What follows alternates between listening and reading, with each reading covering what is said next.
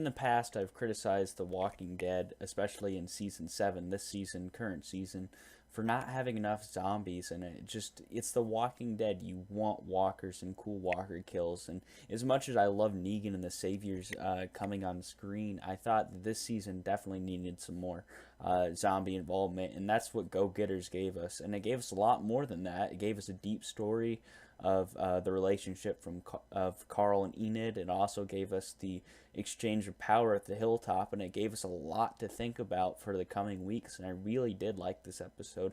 It sort of got back in with the action as the Saviors attacked the Hilltop, and Maggie basically ran over the car that was causing the noise with the tractor to stop it, and Sasha, Jesus, and Maggie basically took out all these walkers, and this is really cool scene seeing Jesus fighting. Especially, it was really awesome when he was roundhouse kicking basically zombies all around. So as far as the action, that was good. Also, we got to see Gregory, the leader of Hilltop, be sort of his jerk self whenever he tried to give away Maggie and Sasha, but Jesus swapped them out for the bourbon or the scotch that he had, and so he had to give that to Negan. So it was a really great moment for Jesus because we finally saw him step up and sort of say, hey, you know what, Gregory, you're a terrible leader, and I'm not going to let you lead Hilltop basically by being a wimp and giving in to everything the Savior said to say to do. So I really did like the whole Hilltop storyline. Of course, we're still dealing with grief from Glenn's death and Abraham's, and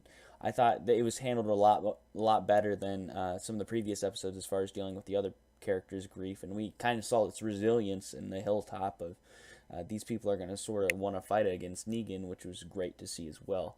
The whole storyline between Enid and Carl was Carl wanted to figure out where Negan was going to go, or Negan's headquarters were, and Enid wanted to go, to the Hilltop to see Maggie, and so they basically go on this trip together, and they have these cool bonding moments and some nice scenes together, and eventually, they have their first kiss, and then Enid goes into the Hilltop, and Carl stows away in the truck with Jesus to go figure out where Negan's base is, that's just awesome. A buddy up between Carl and Jesus is going to be awesome.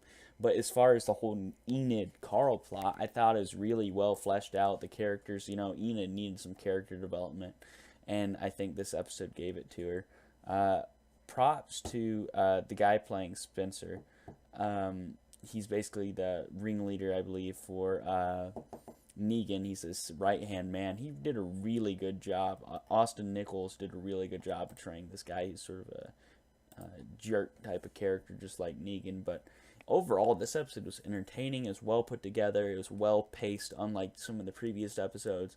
Like, I love last week's episode. It was one of my favorites, but at the same time, it wasn't paced well. This episode definitely was, and the action was there. So I think the writers really got this season some momentum. This episode gained some momentum this episode. So I'd have to give this episode probably a 9.6 out of 10.